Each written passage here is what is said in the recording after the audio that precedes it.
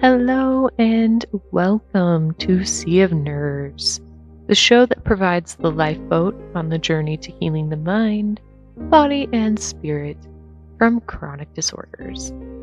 Our practices throughout this podcast will support your own worthiness and love, so you have a whole sea of nerves to be yourself throughout this healing journey we're about to embark on together. Welcome, I'm your host Darian. In today's episode, we will float through the valley, the shadow of grief. You like what I did there? Punny!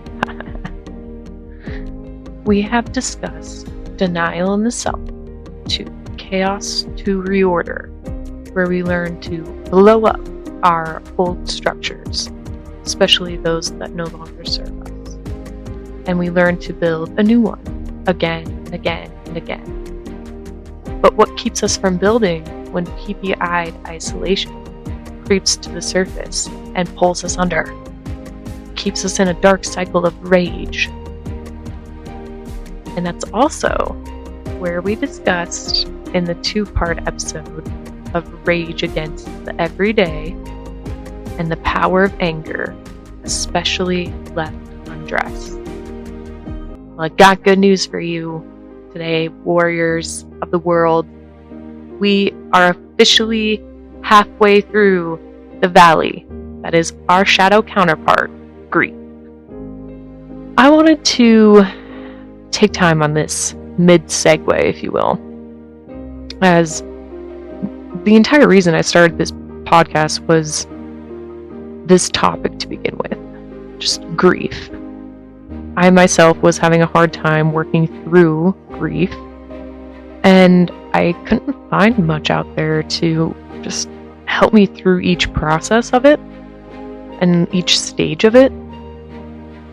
And that's what led me to research each step of grief. And then finally from there, I was able to slow down and learn to just go with the flow.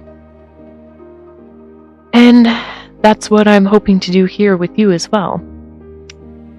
I realized, the first thing after getting diagnosed and going through this kind of level of pain was how much I was grieving everything. And again, it's why I wanted to start here. I didn't even know I was grieving until I was grieving my past identities and my old beliefs, where I could get up every day and not have a flare-up, or I could get up and do the dishes, and I wouldn't even think about it, or use energy, or if you have a chronic disorder and you're like me, we use the phrase spoons. If you're low on energy, you have so many spoons to give out, or if you're high on energy, you have so many spoons to give out. What might take someone 8 spoons might take you only 1. So just keep that in mind. Everyone's a little different, and when we're going through hard times, which everyone is, because we're humans and this is the world we live in. So just give everyone a little bit of kindness and grief, because we're all working through something. Even if someone appears to have it all, no one has it all. It's not in the deck of cards for humans. It's just not. And again, I wanted to start here because maybe you felt that same way. And maybe you can even relate to what I've just said. As I was grieving for many things other than just my past identities or things I had just lost because of my diagnosis. I was grieving why things weren't the way they were anymore. Why this godforsaken name disease is happening to me. I was grieving past mistakes and choices. I was grieving the loss of my grandfather. I was grieving the loss of my baby. I was grieving the loss of my dear friend. I was grieving for family members as they were going through hard times too, and I couldn't fix it, and I wanted to, but I couldn't. And ironically, and I said in one of the other episodes, make sure you put your oxygen mask on. Ironically, I was doing the exact opposite. I was ignoring everything I had felt, playing happy, utilizing every face mask I had. And it made my days darker and my movement disorder stronger. And then it made my mind weaker. And to clarify, now when I say weak, I don't mean physically weak. And please know you shouldn't feel weak, especially to my own comparison of the word and how I'm using it in this context. Because my case of weakness was not being able to make clear and conscious decisions. My mind was too weak to function because it was in such a high state of functioning with this compact, high-ass sensory overload, because I decided to ignore all the red flags in my body and ultimately ignore grief. I decided not to work through any of those things, all those things I listed. I just didn't work through one thing until I was diagnosed with my disease of dystonia. But then it got me thinking, how many more of us are doing this same process?